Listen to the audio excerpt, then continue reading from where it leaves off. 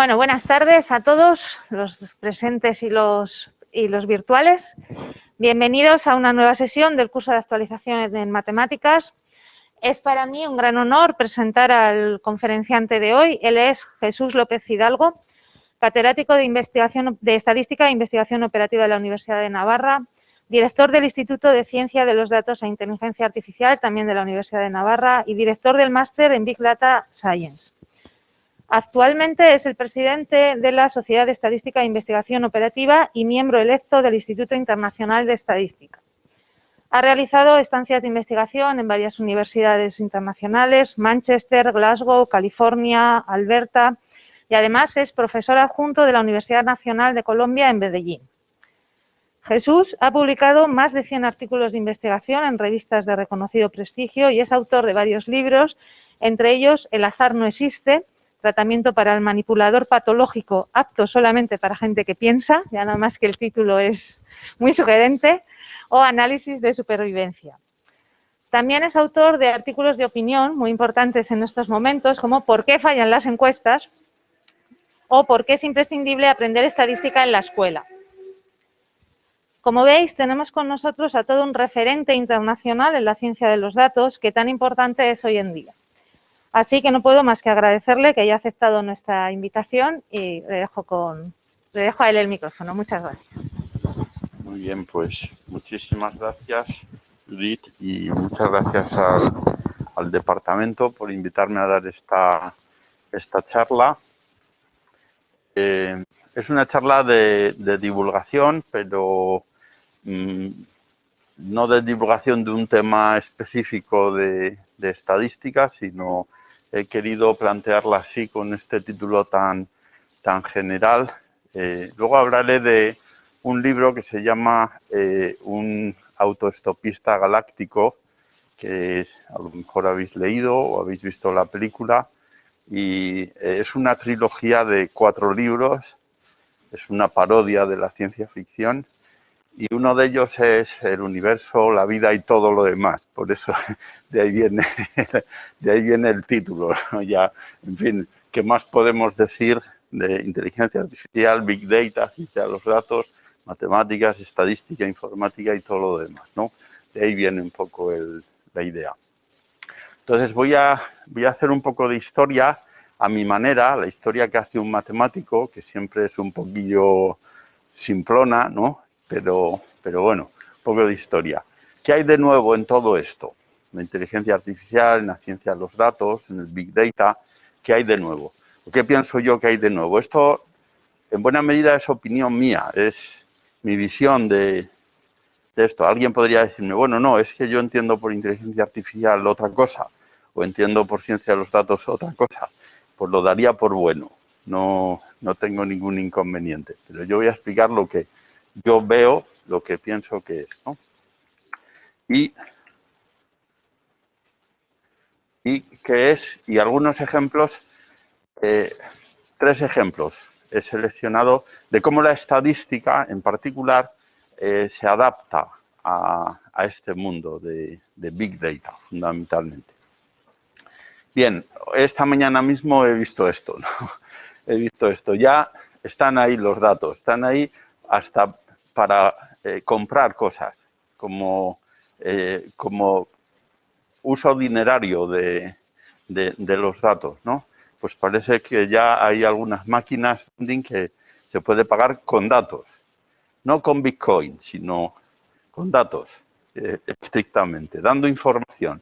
Si les damos información, si les permitimos recoger información de nosotros mismos, pues nos ofrecen algo, ¿no? Bien, inteligencia artificial, big data, ciencia de los datos, hay otros nombres.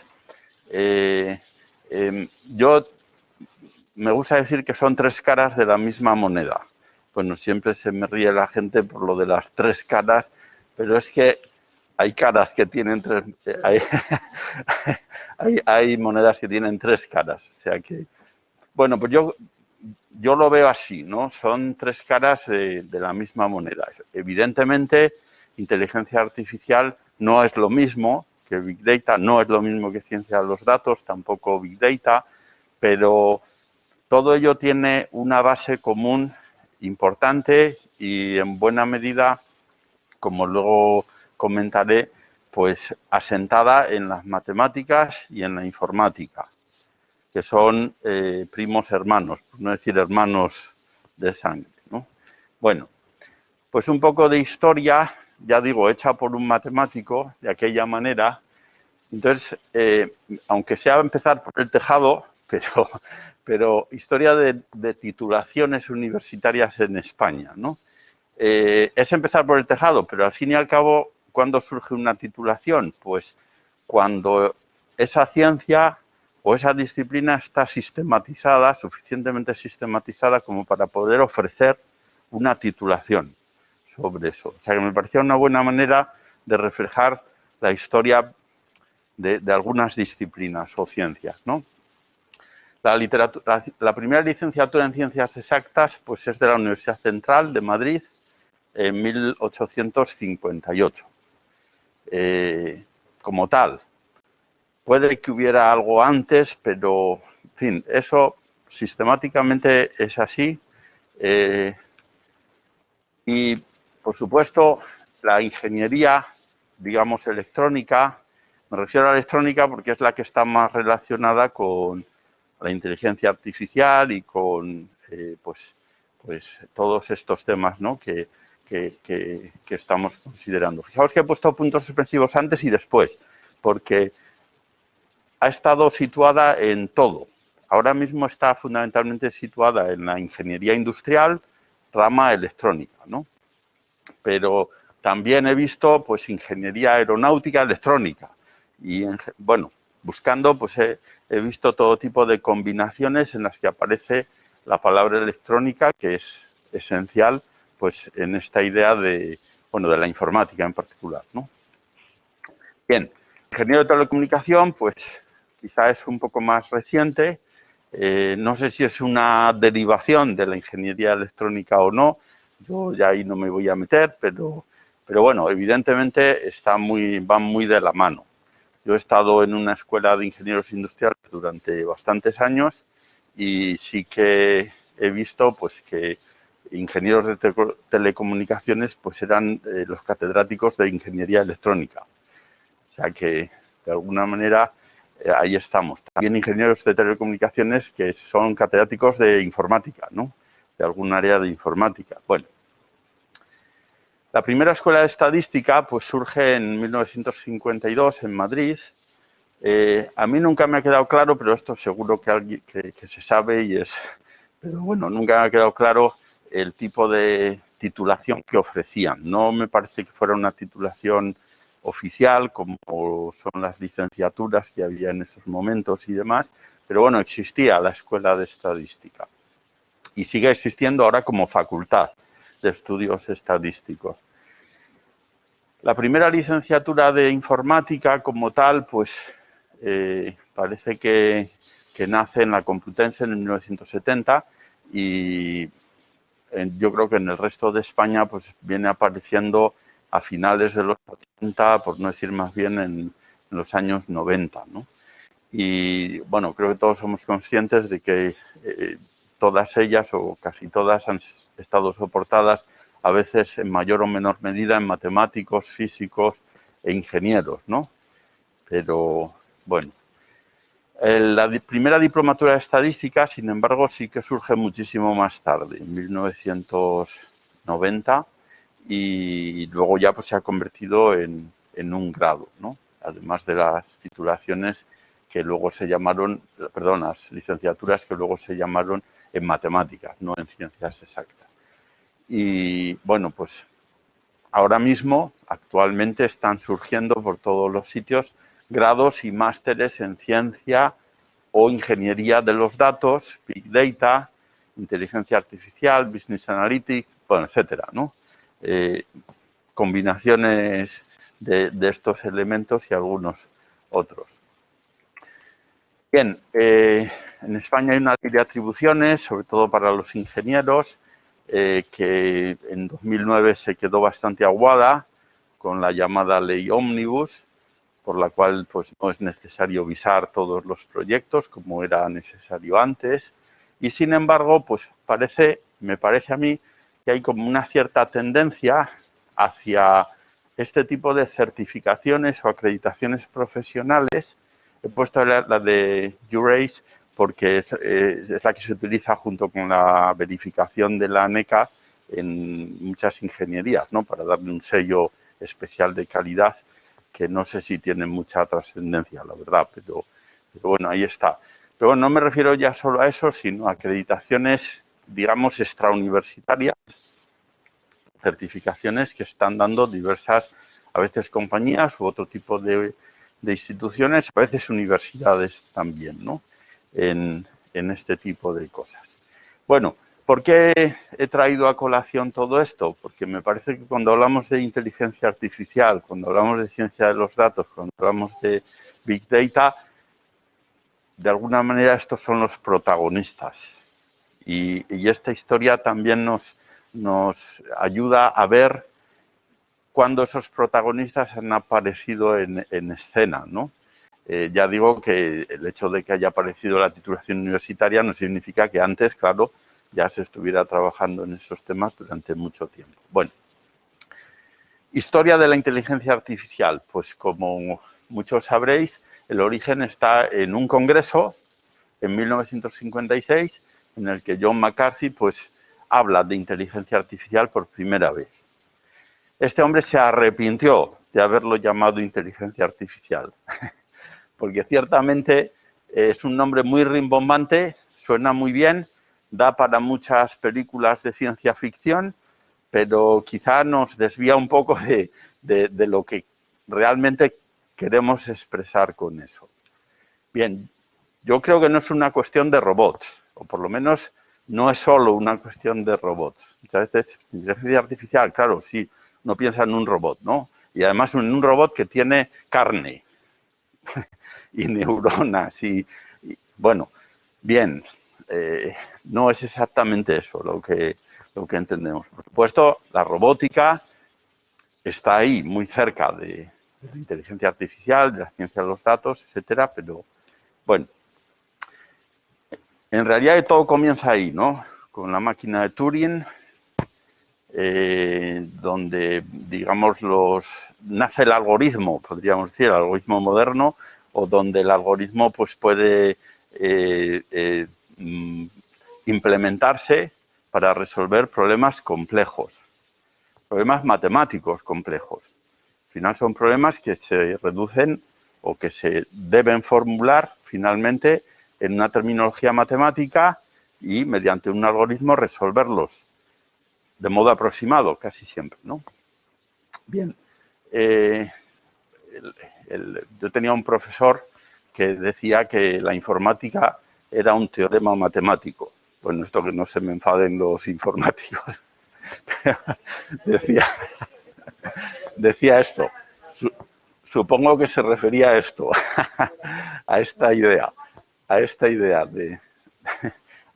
de que, bueno, pues la máquina de Turing, que pues no es un ordenador propiamente como hoy lo conocemos, es capaz de resolver cualquier problema matemático que pueda representarse mediante un algoritmo.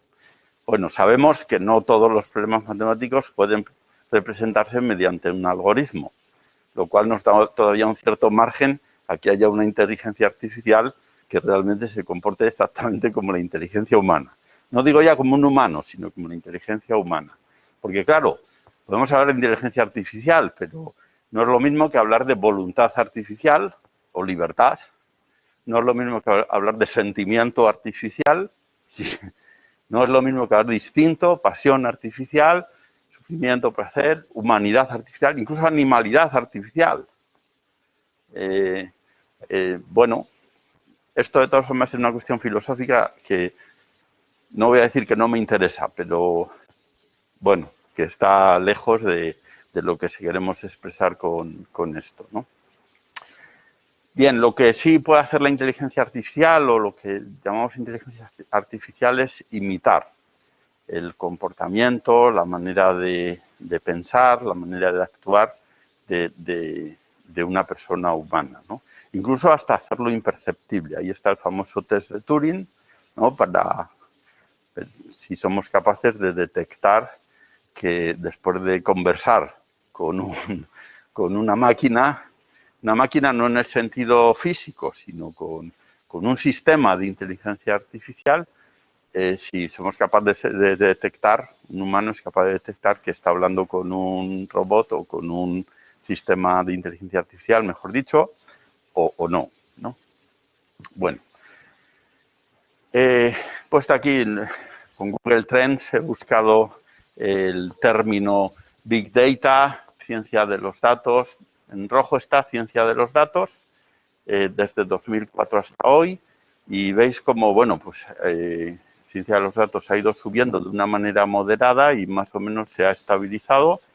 En azul estaría Big Data, que claramente ha tenido a partir de, como veis, 2012, 2013, una subida bastante notable y luego pues se ha estabilizado, incluso está bajando, mientras que la inteligencia artificial, fijaos, ha empezado a bajar y luego a subir. Bueno, dicho esto, no os fiéis nada de estos datos, son de Google Trends y que, pues, bueno, pues si uno en lugar de buscar término de búsqueda, pues pone topic o tema, pues sale otra cosa, o sea que...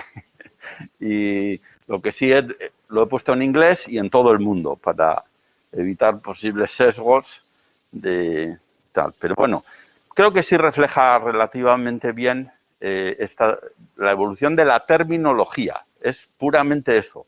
Son las búsquedas hechas en Google. O sea, no es otra cosa.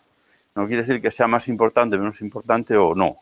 Simplemente, bueno, pues por dónde está la moda en la terminología. Vale. Se habla de industria 4.0 y, bueno, pues tenemos como esas 4 partes. Bueno, este es un esquema muy conocido, ¿no?, que podría resumir de una manera muy simplista en primera revolución industrial la máquina de vapor, segunda el petróleo, los combustibles fósiles, tercera la comunicación, la informática, pero con todo lo que supone comunicación, y la cuarta, que es lo que supone que la industria 4.0, pues la implementación de la inteligencia artificial en la vida, ¿no? En la vida, vale. Bueno, ¿qué es Big Data? Porque yo lo he enfocado más esta charla hacia Big Data, más que hacia inteligencia artificial. Pues lo que está claro es que hace poco, como hemos visto ahí, nadie había oído hablar de Big Data, pero ahora toda nueva criatura quiere llevar ese nombre, ¿no? O apellido, no sé si es nombre o apellido, pero todos quieren llevarlo, ¿no? Y entonces, pues aparecen, por ejemplo, titulaciones universitarias, entre otras la que yo dirijo, el máster que yo dirijo, que llevan esos nombres, ¿no? Bien, ¿y qué hay de nuevo en todo esto?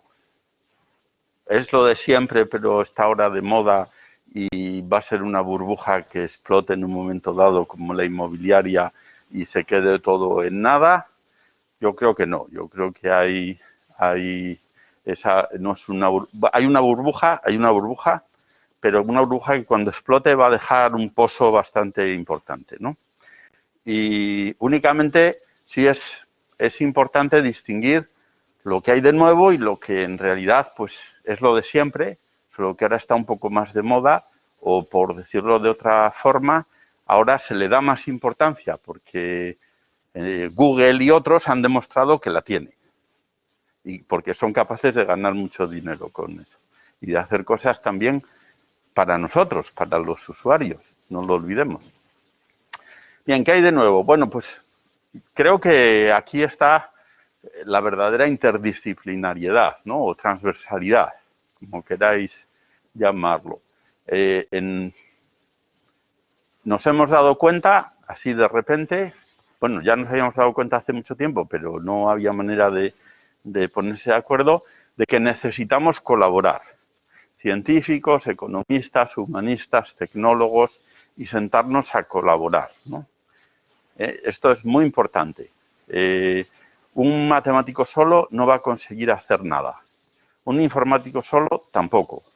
Un economista menos aún, ¿no?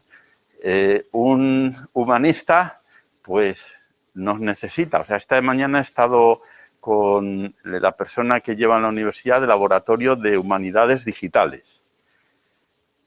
Y básicamente me decía, os necesitamos. os necesitamos. No venía a ofrecer nada, sino más bien a pedir ayuda, ¿no? Bueno, pues bien, y quizá las computadoras también, de hecho ya las tenemos.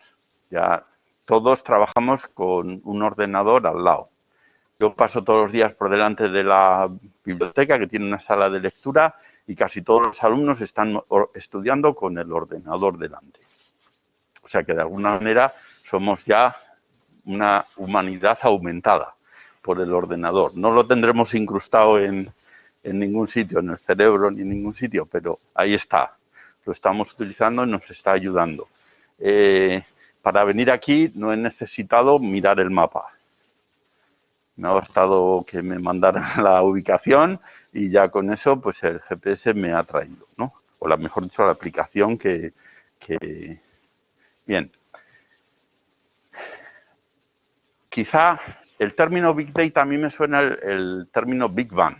Como sabéis, el término Big Bang nació como una burla, una manera de burlarse de la persona que lo había que había lanzado esa teoría, ¿no? Se ha quedado como tal, Big Bang, pero en realidad en inglés suena a chiste, suena a cómic, ¿no? Pues a mí me parece que Big Data es algo parecido, ¿no? Me suena algo parecido. Pero de hecho, a lo mejor sería más oportuno hablar de Big Computing. Porque el problema no está tanto en la cantidad de datos como en la cantidad de cálculos computacionales que hay que hacer, ¿no? Bueno, la pregunta es, ¿hay algo de nuevo? ¿Ha habido realmente un salto importante, un salto fuerte en el volumen de datos? Porque os aseguro que como estadístico yo siempre he oído hablar, y cuando he leído la historia de la estadística, siempre nos hemos estado peleando, siempre con el aumento de datos, el aumento del número de datos, siempre, de siempre. Y, por tanto, pues podríamos decir, pues no hay nada nuevo, ¿no? Pero sí parece que ha habido un salto importante, ¿no? Digamos que la informática nos ha permitido recoger tal cantidad de datos, no de repente, pero sí de una manera exponencial muy fuerte. Estamos como quizá en ese momento en el que la exponencial se dispara, ¿no? Ahí la exponencial al principio va más o menos tranquila, ¿no? Pero hay un momento en que se dispara. Pues quizá estamos en ese momento y por eso esto se ha hecho especialmente relevante. Quizá también porque ha habido quien ha sabido explotarlo esto, ¿no? Entonces, bueno, se hablaba de... a mí me gusta mucho la ciencia ficción y bueno, pues si uno lee la ciencia ficción, pues se da cuenta de que casi todo va por el lado de conquistar otros planetas, de viajar a la velocidad de la luz y cosas parecidas, ¿no? Pero en realidad no ha ido en general la ciencia ficción hacia donde realmente estamos yendo, que es hacia la revolución en las comunicaciones, ¿no? Y en la explotación de los datos, ¿no? Como estamos haciendo ahora. Pero ha habido algunos que sí que lo han visto, por lo menos a mi modo de ver. Bueno, Aldous Huxley no exactamente, porque él tampoco se mete en estas cuestiones, pero bueno, sí que de alguna manera vislumbra un mundo que asusta, ¿verdad? Que asusta, un mundo en el que prácticamente te obligan a ser feliz, llevándote por donde quieren y por donde a lo mejor tú no quieres, ¿no? Bueno, eso pues, bien, seguramente habréis oído hablar o leído o visto la película del juego de Ender, de Orson Scott Card. Tiene una segunda parte y no sé si incluso una tercera. Bueno, pues es un libro en el que se intuye la idea de la nube. Estamos en 1985. Se intuye la idea de la nube. Cuando los niños llegan a la academia, pues les dan una consola y lo que tienen que hacer es jugar a un juego. Y todo consiste en llegar al final de ese juego. Y mientras tanto, sus profesores, etcétera, pues van monitorizando todo eso y dirigiéndolo y viéndolo. O sea, están conectados en la nube, ¿no? No explica cómo ni nada, pero es la idea. Incluso hay un momento dado en el que los dos hermanos de Ender montan una red social muy perversa, creo que es en la segunda parte, muy perversa, pero una red social propiamente dicha, los dos hermanos. Sí, os animo a leerlo porque realmente me parece que es bastante visionario, ¿no? Os hablé antes de la guía del autoestopista galáctico del 79, no había internet en aquel momento, no existía, bueno, inteligencia artificial, el término como hemos visto es más antiguo, pero es una parodia y dos escenas del libro. En un momento dado, el protagonista se pone delante de una máquina de refrescos, la máquina de refrescos le analiza y construye el refresco que más le apetece en ese momento. Bueno, esto pues hace tiempo era ciencia ficción, empieza a no serlo. Otra escena del libro, claro, se mueven por todo el universo, pues la cantidad de idiomas y de lenguas que hay por todo el universo pues es increíble, ¿no? Y hay algunos personajes que son capaces de hablar muchas lenguas, son muy buenos para las lenguas y otros menos.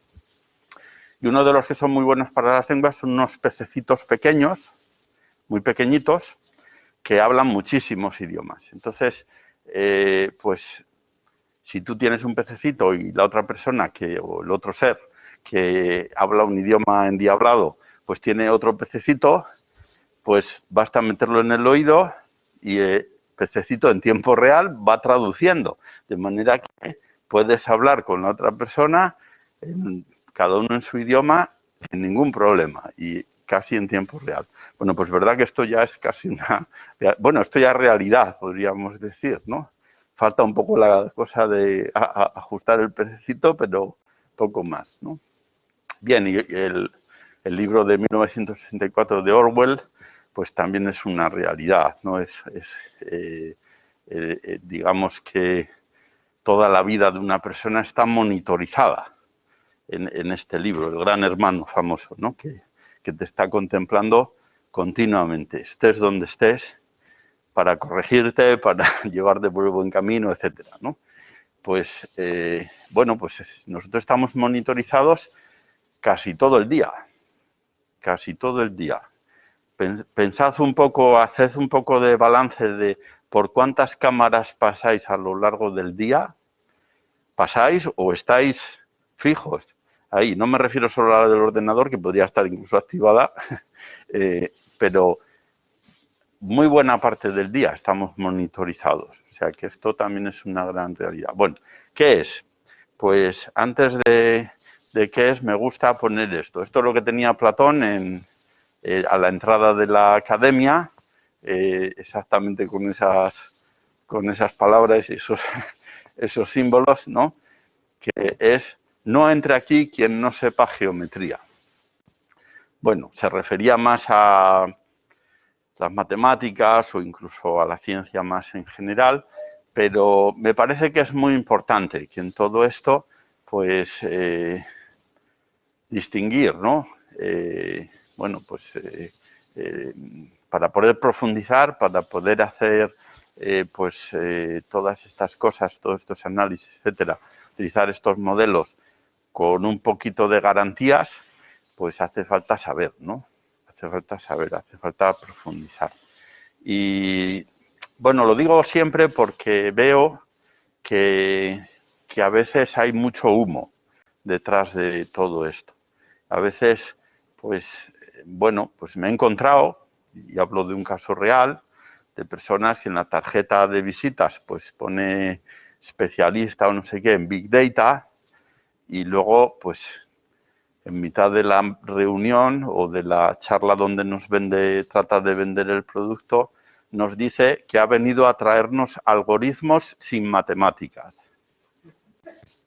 Entonces, hasta los que no tenían ninguna idea de matemáticas se rieron, pero bueno, pues de esto hay. Incluso yo diría que muchas empresas tienen el problema de querer aprovechar esto, de querer sacarle partido a los datos, y no tienen la capacidad real de buscar a alguien, de contratar a alguien que realmente les solucione el problema.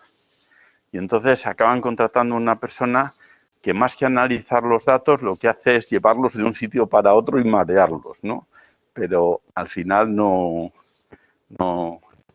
Bien, este es un esquema bastante conocido que se publicó allá por el 2012, por primera vez, y que desde entonces ha sufrido muchos cambios, ¿no? Entonces yo pongo aquí el que más me gusta.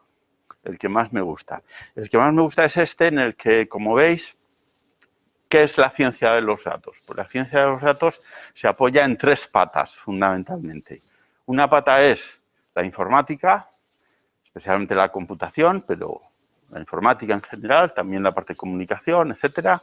Otra parte que es, podríamos llamar, matemáticas y estadística, y otra parte que es el dominio donde se aplica, que es una pata tan importante como las otras dos. La intersección entre informática y matemáticas, pues podríamos decir que es machine learning, bueno, es discutible, pero ahí no voy a entrar. Entre matemáticas y estadística y el dominio de aplicación, podríamos decir que son los análisis tradicionales, lo que hemos venido haciendo, por ejemplo, con los modelos estadísticos tradicionalmente.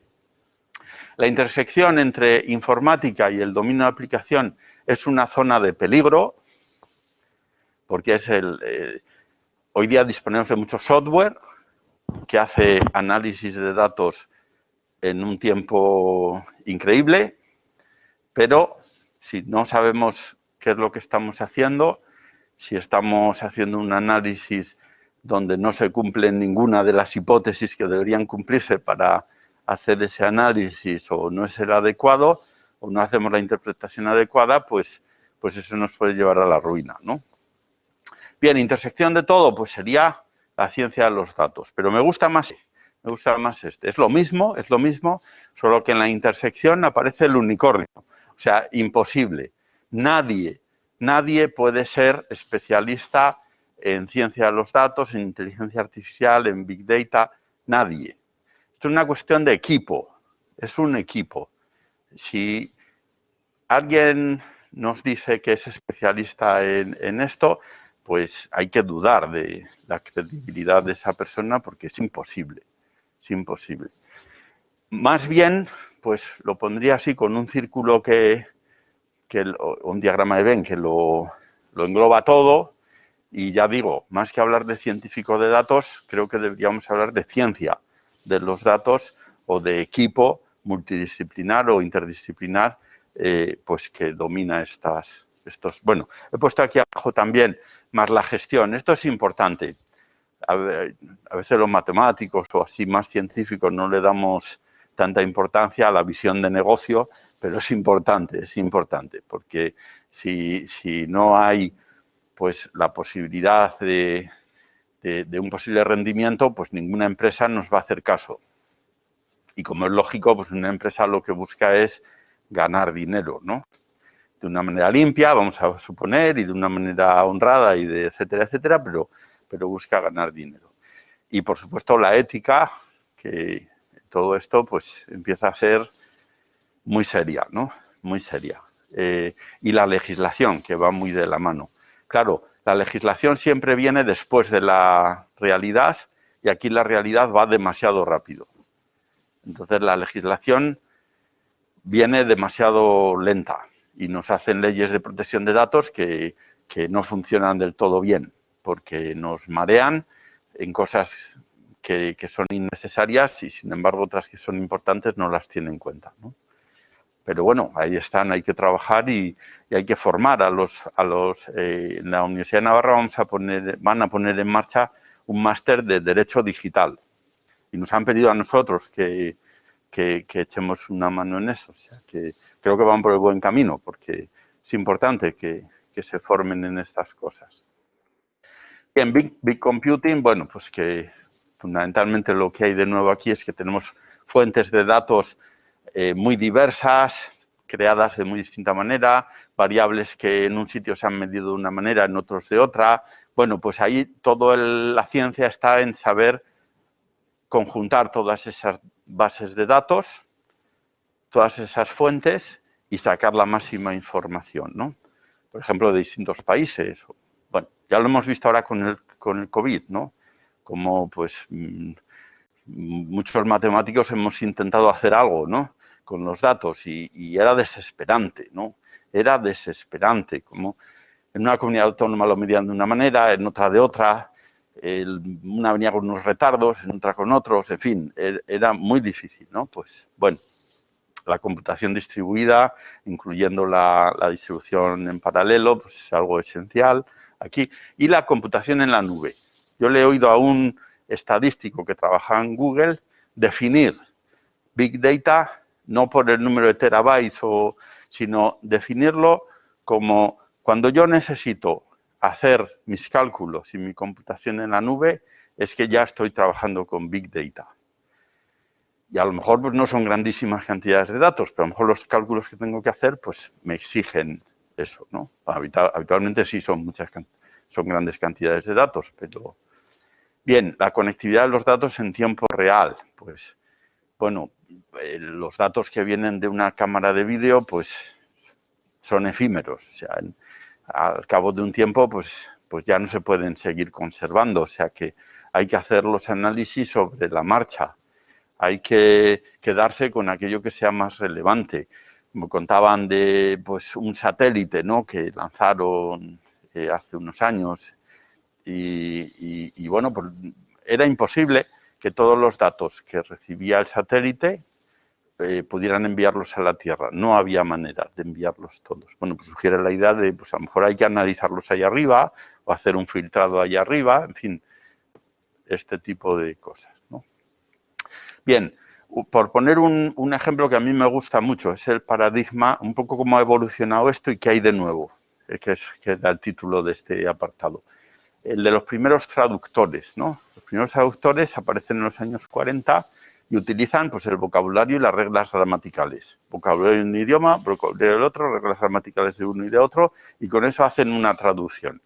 Bueno, eran traducciones que no servían absolutamente para nada, no tenían ningún sentido lo que se obtenía de eso. A pesar de que uno dice, pues si son las reglas, que estoy aplicando las reglas gramaticales, debería funcionar esto, ¿no?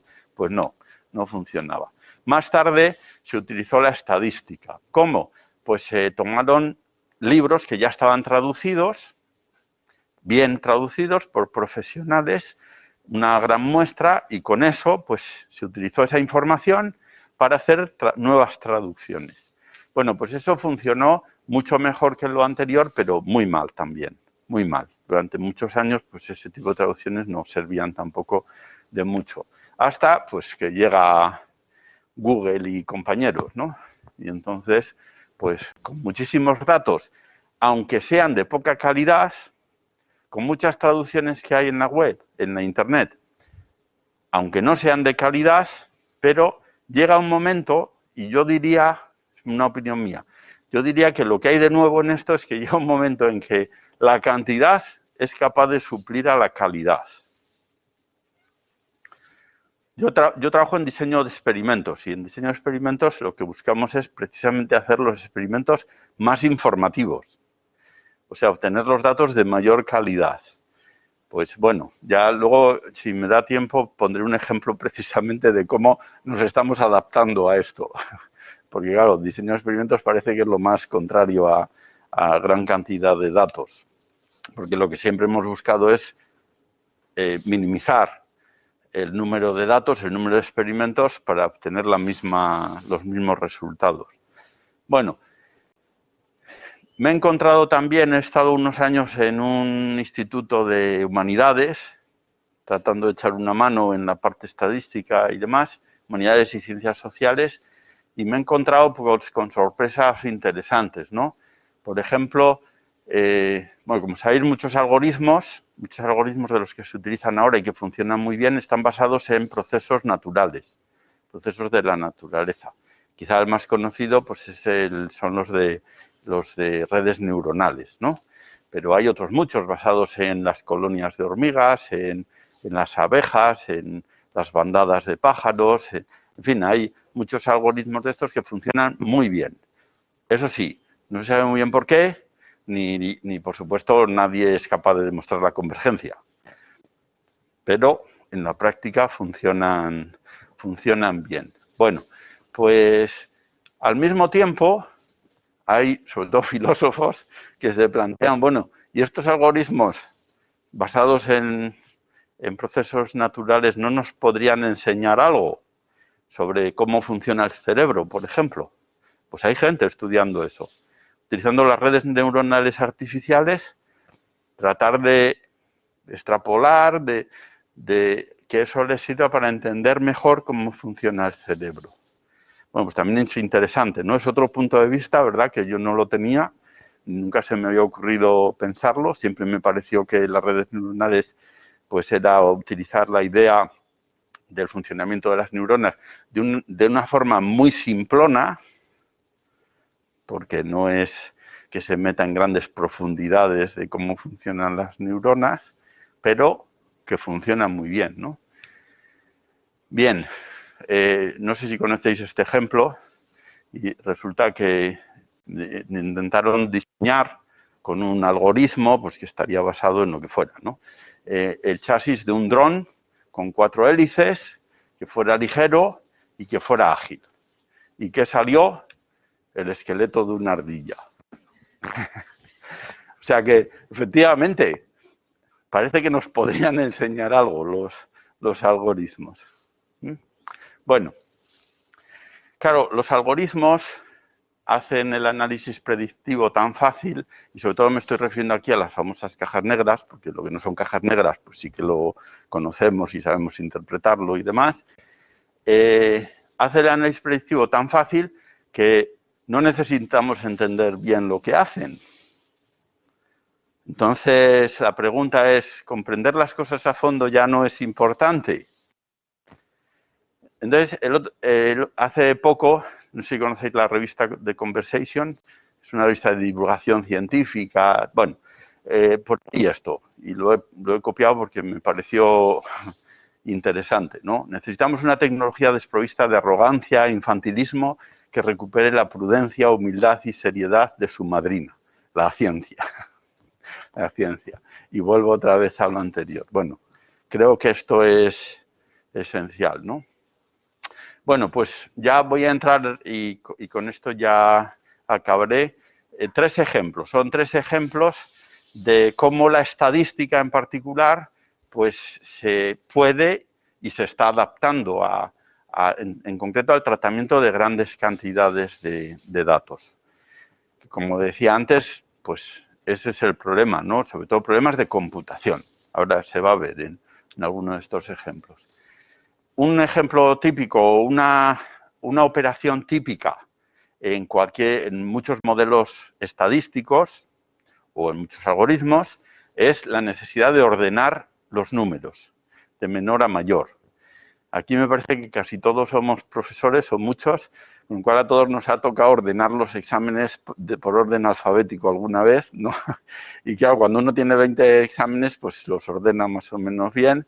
Cuando uno tiene 50, pues ya le cuesta un poco más, y a partir de 100 o utiliza un algoritmo, aunque sea casero, pero o utiliza un algoritmo o aquello, pues, en fin, dura horas, ¿no?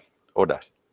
O sea, que ordenar los números, fijaos que ordenar números, por ejemplo, es necesario para calcular una mediana o un percentil. O sea, que no estamos hablando de algo, no sé, pues de un juguete, ¿no? O de un juego, sino algo necesario. Entonces, imaginaos que tenemos temperaturas cada segundo en una cadena de 1000 tiendas en 3 años. Bueno, pues tenemos todos esos datos, unos 100.000 millones de datos. Pues vamos a ordenarlos de menor a mayor, ¿no? Si tuviéramos que ordenarlos de menor a mayor, por ejemplo, para calcular la mediana, pues, bueno, o utilizamos un algoritmo o estamos perdidos. Uno de los algoritmos más eficientes para ordenar datos es el Quicksort, que no sé si lo conocéis, pero bueno, es un algoritmo muy eficiente, uno de los más eficientes, pero en este caso, pues este algoritmo requiere nada menos que 3,5 billones de operaciones. Por eso os decía antes que más que Big Data hay que hablar de Big Computing. Si el ordenador, vamos a suponer que el ordenador hace 10 elevado a 8 operaciones por segundo, o sea, 100 millones de operaciones por segundo, pues se necesitarían 10 horas de cálculo, solo para ordenar esos números, que sería una parte mínima de mis cálculos para ajustar un modelo o para aplicar un algoritmo, ¿no? Bueno, pues truco estadístico. Vamos a dividir los datos en grupos. ¿En cuántos grupos? Los vamos a dividir en 4,1 por 10 elevado a 9 grupos, o sea, muchísimos grupos. Bueno, ese número tiene su porqué, ¿no? Evidentemente está optimizado. Y luego vamos a calcular la mediana, o sea, vamos a ordenar los datos dentro de cada grupo. De hecho, bueno, es el algoritmo típico casero de los exámenes de agruparlos, pues del apellido de tal a tal, lo pongo en un montón, los otros, y luego ya ordeno dentro de cada montón, ¿no? Básicamente es esa idea. Bueno, pues si hacemos su media, grupos, y luego calculamos las medianas de cada grupo. Total, que tenemos, pues, 4 por 10 elevado a 9 medianas. Entonces, ahora uno podría preguntarse, claro, pero entonces vuelvo a lo mismo. Ahora tengo que calcular la mediana de esas medianas. Bueno, pues la estadística demuestra que es mejor estimador de la mediana global la media, que es mucho más fácil de calcular computacionalmente, que la mediana. O sea que esto me reduce 6 veces el tiempo de computación para hacer este cálculo. Bueno, me parece un ejemplo interesante de cómo, repito, que el número de grupos está optimizado. O sea, el 4,1 no es... Eso es. Y eso es un estimador muy bueno de la mediana global. Vale, otro ejemplo. Esto, bueno, generé yo mismo los datos y además sufrí el Big Data en mis propias carnes. Generé 800.000 observaciones, pares de observaciones. Bueno, he puesto aquí tamaño medio de la habitación de un hotel y la satisfacción general, pues, bueno, sobre todo porque cuando no me escuchan matemáticos o informáticos hay que hacérselo visual, ¿no? Pero bueno, pues ahí tenéis la nube de datos, que es una auténtica nube, ¿no? Una nube densa porque, claro, los datos... Entonces, ¿cómo sufrí esto? Pues esta presentación la he hecho con LaTeX y entonces, claro, pues cometí el error de tomar la gráfica, pero con los puntos, o sea... Y entonces, claro, cuando intentó compilar, pues se bloqueó todo, ¿no? Ya luego ya hice una foto y punto, ¿no? Pero, dame una foto, Bien. Se ve que hay una cierta tendencia. O sea, que cuando crece el tamaño de la habitación parece que hay mayor satisfacción. Una tendencia, pues, mínima, ¿no?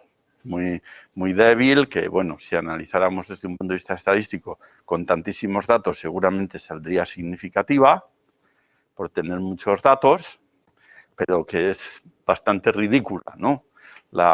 El crecimiento. Vale. Bueno, en lugar de utilizar 800.000 datos, ¿por qué no utilizo, si voy a hacer una regresión, por ejemplo, ¿por qué no utilizo una submuestra?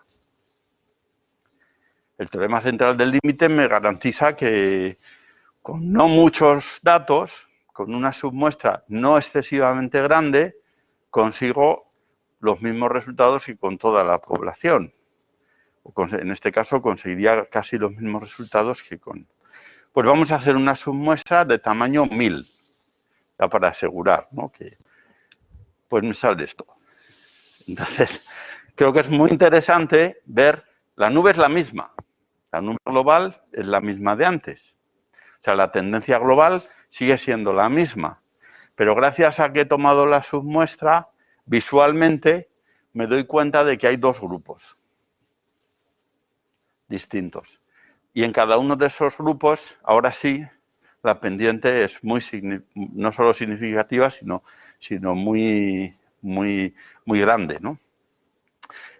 Bueno, aquí lo que habría que hacer es ver a qué a qué características, a qué tipo de hoteles corresponde un grupo y a cuál otro. Y bueno, pues yo he puesto aquí que unos corresponden a hoteles de la costa y otros a hoteles del interior. Bueno, por poner algo, ya digo que los datos los he generado yo mismo, o sea que no, o sea, es totalmente irreal.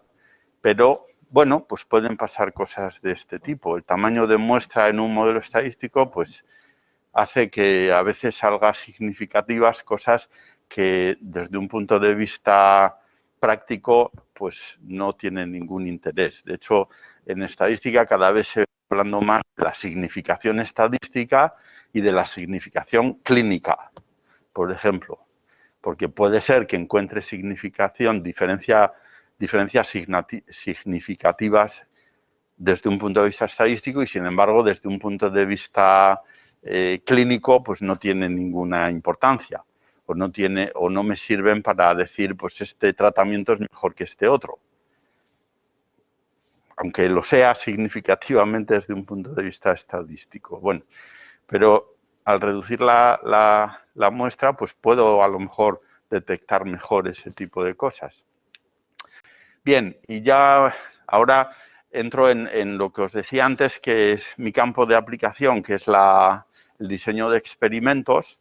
Entonces, cuando llegó todo esto de Big Data, pues dijimos, pues nosotros estamos perdidos, estamos fuera de la ecuación, claramente, porque hemos estado toda la vida peleando por encontrar el mínimo número de experimentos para conseguir lo mismo y ahora nos dicen que, bueno, que ya el número de observaciones no importa, que ya se obtienen fácilmente. Bueno, esto sigue siendo importante, porque al final, por ejemplo, los ensayos clínicos son diseños experimentales y obviamente, pues si puedo molestar a pues 10.000 personas en lugar de molestar a 100.000, mejor, ¿no? Mejor. Bueno. Entonces, está en inglés, me perdonáis porque lo he sacado de otra presentación. Lo que nosotros tenemos, o la manera de utilizar diseño óptimo de experimentos en esto es la siguiente. Yo tengo una muestra enorme, una muestra muy grande, tengo Big Data. Eso es lo que llamaríamos Q, una población, o mejor dicho, incluso muestra, con variables explicativas, con las X. Y voy a suponer, es un ejemplo concreto, voy a suponer que puedo extraerlas, que puedo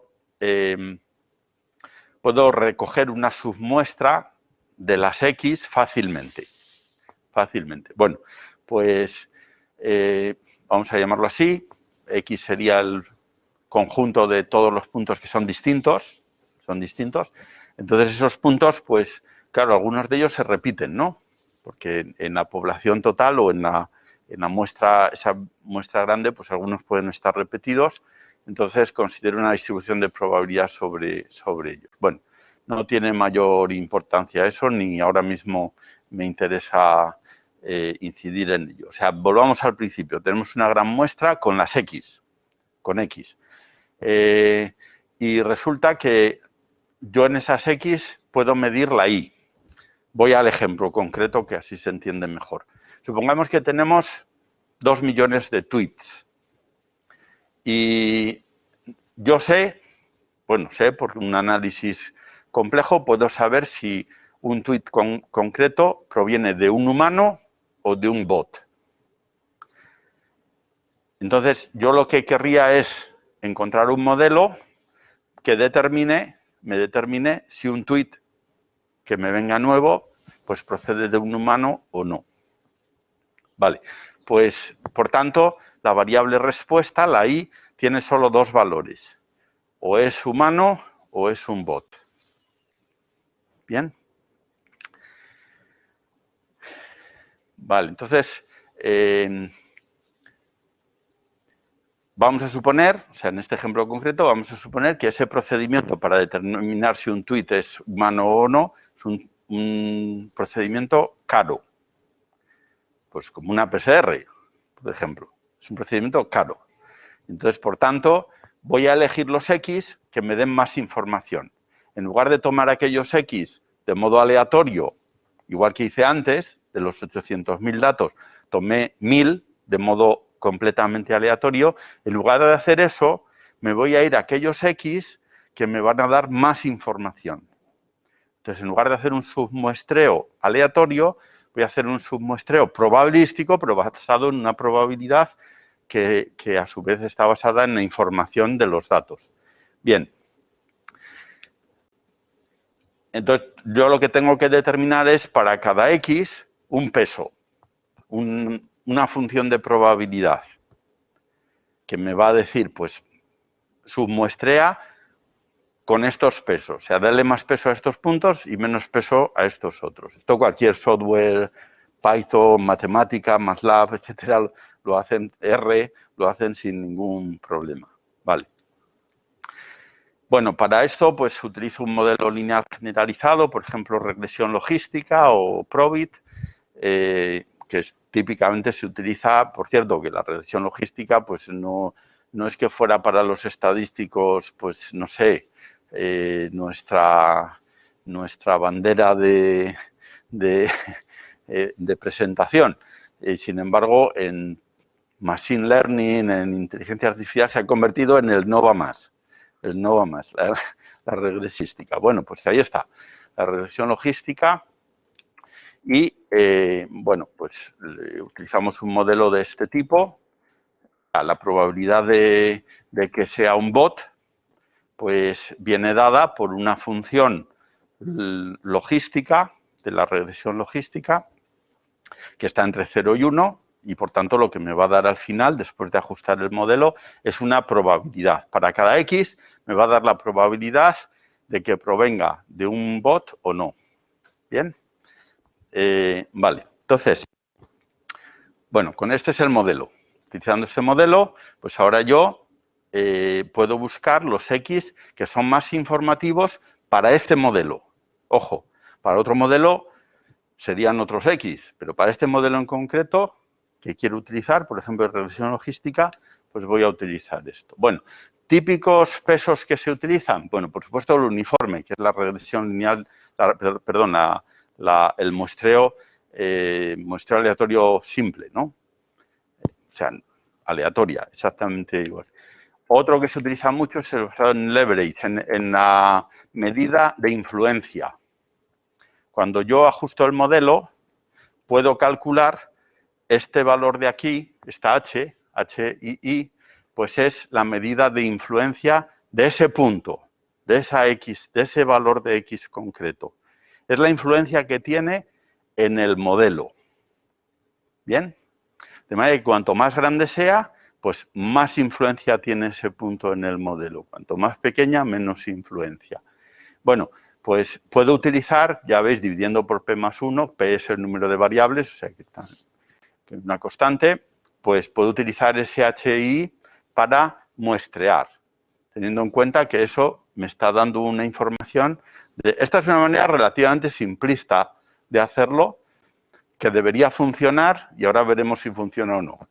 Y bueno, y luego está pues una combinación lineal de estos dos criterios, o sea, del uniforme y de este otro. Bueno, pues aquí tenéis resultados de un ejemplo con tweets real, con tweets. Lo que pasa es que eran solo 1.700, eran pocos, o sea, no es Big Data propiamente, pero bueno, para mostrar lo que ocurre, pues ahí lo tenéis. Bueno, lo primero es que si en la primera fila utilizamos los datos tal cual, las X tal cual. Claro, ¿las X qué eran? Pues las X eran el número de amigos, el número de seguidores, el número de retweets, etcétera. Esas eran. Entonces, ¿qué pasa con esas variables? Que esas variables, aparte de tener muchos ceros, también tienen muchos unos, doses y treses, y luego algunos llegan a tener 100.000, 500.000 seguidores o retweets o lo que sea, ¿no? Pero es una distribución pues muy sesgada, muy sesgada. O sea, uno toma el logaritmo y todavía sigue siendo sesgada. Pero bueno, tomamos el logaritmo de las X, no de las Y, porque las Y son ceros y unos. No hay nada que tomar ahí. Fijaos que siempre que se hace el logaritmo suele ser sobre las Y para convertirlo en una normal o algo así, ¿no? Bueno, o para que tenga la misma varianza, en fin. Pero no, aquí sobre las X. Bueno, pues fijaos la mejora. La mejora es que accuracy es simplemente la proporción de aciertos totales. Fijaos que yo lo que hago es predecir con este modelo si un tweet es humano o es de un bot. Bueno, pues se supone que con los datos originales pues es del 75,7%, mientras que tomando logaritmos en las X, repito, es de 81%. O sea, hay una mejora notable. Vale. Luego, en la tercera línea está, bueno, otras medidas son también del mismo, para medir cosas parecidas. En la siguiente línea está PL. PL es Passive Learning, o sea, simplemente tomar una muestra aleatoria, sin más. Una muestra aleatoria sin más. Ya me he pasado de la hora, pero estoy acabando. Bueno, pues ahí ya veis que bueno, baja bastante, ¿verdad? Se aproxima, de hecho, bueno, leverage, pues con pesos o sin pesos, que ahora mismo no lo voy a detallar, pero ya veis que tampoco funciona demasiado bien. No funciona demasiado bien. En cambio, si utilizamos los criterios de diseño de experimentos, en concreto el diseño de óptimo, pues hay una mejora bastante notable, ¿no? Ya son valores que empiezan a... Bueno, he puesto ahí dos tipos de diseños de óptimos, pero no los explico ahora, tampoco hace falta, y además ya veis que los valores de la accuracy son muy parecidos, y también muy parecidos a todos los datos. O sea, estos de aquí los hemos obtenido con 32 observaciones. Por ejemplo, en la última fila está obtenido con 32 observaciones. Nada más, de las 1.700. O sea que funciona bastante bien. Bien, y os pongo ahora, solo para que veáis, este es el ejemplo. En el primer gráfico, empiezo por el último. El último gráfico, el que está más hacia la derecha, es el muestreo aleatorio simple. Como veis, están los valores de la muestra, o sea, la población o la muestra grande son los valores azules, mientras que los rojos son la pequeña, la submuestra. Entonces, fijaos que están bastante concentrados. ¿Por qué? Porque los otros son valores muy extremos. Si yo tomo una muestra aleatoria, pues no va a captar la información que tienen esos valores extremos, que son muy importantes en un tweet. Son muy importantes. En cambio, veis que si hacemos muestreo no aleatorio, o sea, basado en estas medidas de información, pues veis que ya sí que van apareciendo puntitos rojos más extremos, ¿no? Que captan esa información. Bueno, yo creo que es interesante eso. Aquí solamente una cosa, pues son distintas medidas de precisión del modelo, ¿no? Bueno, pues como veis en todos los casos, los puntitos negros son los correspondientes a negros y verdes son los correspondientes al muestreo no aleatorio, y como veis bajan bastante el error en los tres primeros gráficos. Y en el cuarto, y es muy sorprendente, pues resulta que es al revés. Y el cuarto se refiere a la capacidad de clasificación. O sea, mientras que los tres primeros gráficos se refieren a lo bueno que es el modelo desde un punto de vista estadístico, el cuarto se refiere a lo bueno que es para clasificar. Y no hemos conseguido que sea... Bueno, aquí veis la distribución de las X, como os decía.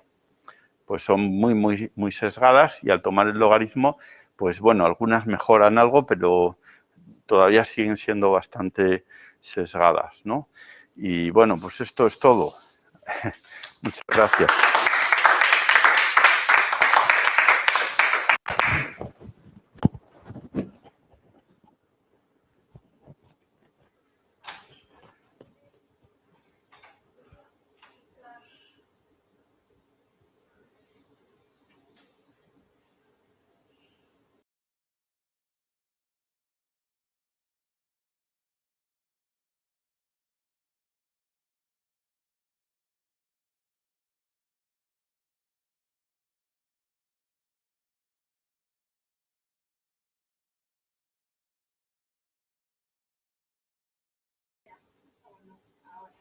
¿Se oye desde casa? Nos da las gracias. Sí, vale. Preguntas. No, que ya he quitado este y ya es Vale. no sé, no hace falta. Preguntas. Manuel. Sí, Manuel. Tiene que ver con el último ejemplo. Me consigo las diapositivas. Ahí. En los gráficos de algo donde separas, o sea, donde separas la población de la muestra, ¿qué representa cada uno de los ejes? ¿Son componentes principales o son dos variables? Son variables seleccionadas, sí, para hacerlo ver, ¿no? En realidad, claro, hay 5 variables, o sea que efectivamente eso podríamos hacerlo con todas las combinaciones de variables. Sí, solo para mostrarlo, ¿no? Supongo que ahí elegimos aquellas donde se veía más claro, pero bueno. También, sí, no, pero no hicimos eso, ¿no? Son directamente las variables.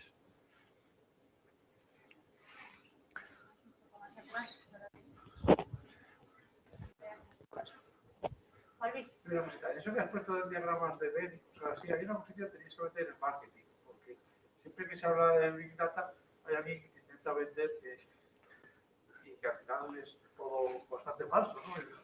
Yo me acuerdo de una chica que le di clase una vez y cosas así, y bueno, luego trabajaba en matemáticas. Trabajaba en algo que ella me decía que era Big Data. Me había aprendido muchas cosas y tal. Ella me decía que es que lo que trabajaba era que tenía unos Excel muy grandes con muchas columnas. Decía que era Big Data, ¿no? Y lo decía como... No sé, no creo que Sí. ¿no? De gente que te está diciendo cosas Sí. de Big Data, empresas y cosas así, y al final está el marketing, y luego hasta que no te metes dentro, Sí. luego ves que no están tomando el pelo. Sí, yo os puedo decir que la experiencia que tenemos, el máster que hemos montado, pues bueno, pues tiene bastante estadística, tiene informática, tiene computación, tiene, yo creo que lo que tiene que tener, ¿no? Y eso, pues, claro, estoy en una universidad privada, entonces, hemos tenido algunos asesores que nos pedían meter un poco de humo, vamos, de humo, pero del que vende, ¿no? Del que vende. Y yo la verdad es que me resistí todo lo que pude, intentando convencerles de que esto es lo que vende, o sea, lo que vende, esto es lo que necesita la gente. Necesita aprender Python, a programar, necesita aprender a programar, eso es lo primero, porque muchos de los que quieren trabajar en esto, pues provienen, por ejemplo, de economía, que no saben programar. Saben bastante estadística, porque han estudiado estadística, pero no saben programar. Los ingenieros saben bastante informática, bueno, bastante. Me refiero a los ingenieros industriales, por ejemplo. Pues saben algo de informática, saben algo de estadística, pero necesitan profundizar en todo eso, ¿no? Eso sabe más que todos nosotros de todo. Ya, pero sí, pero con poca profundidad. Entonces, bueno, eso es lo que dicen ahí. necesitan profundizar, sí. Y bueno, pues yo creo que el éxito del máster al final es ese, que conseguimos que atraer a alumnos que quieren aprender esas cosas. O sea, que no... Tenemos una asignatura de gestión de proyectos que sirve pues para montar un proyecto desde el principio hasta el final. Al principio, pues efectivamente hace falta esa visión de negocio. O sea, no olvidemos que todo esto está dirigido a la empresa.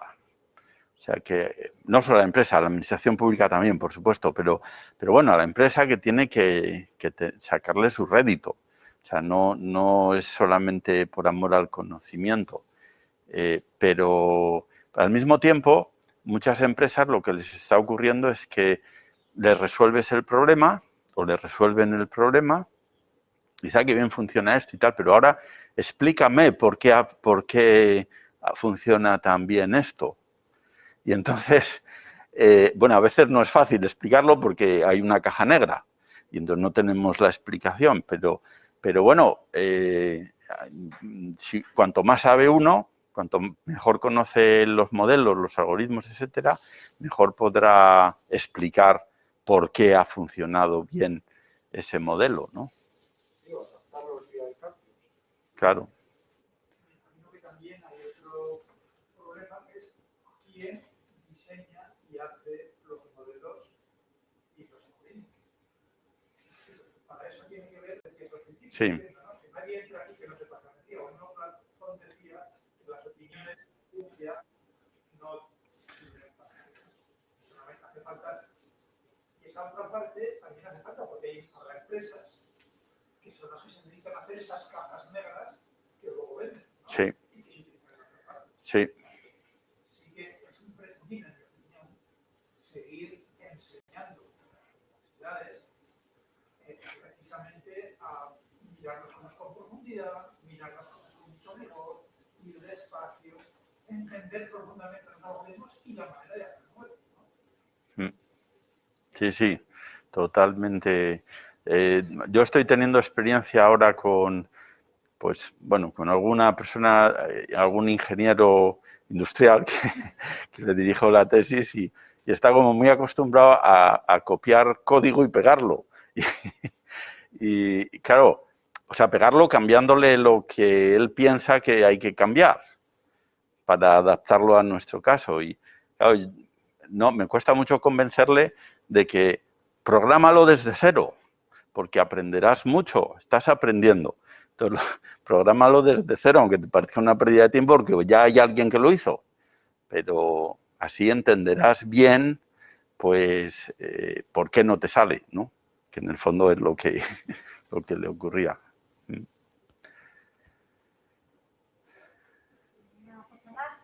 Oye, yo, aunque veo mucha guerra, por eso me pagan. Para eso te pagamos, para que vengas aquí a la guerra. Has nombrado de pasada al principio y cosas así, cosas de encuestas y cosas así. ¿Por qué, por ejemplo, la encuesta del CIS, que se supone que los profesionales dedicados a eso y cosas así, fallan tanto?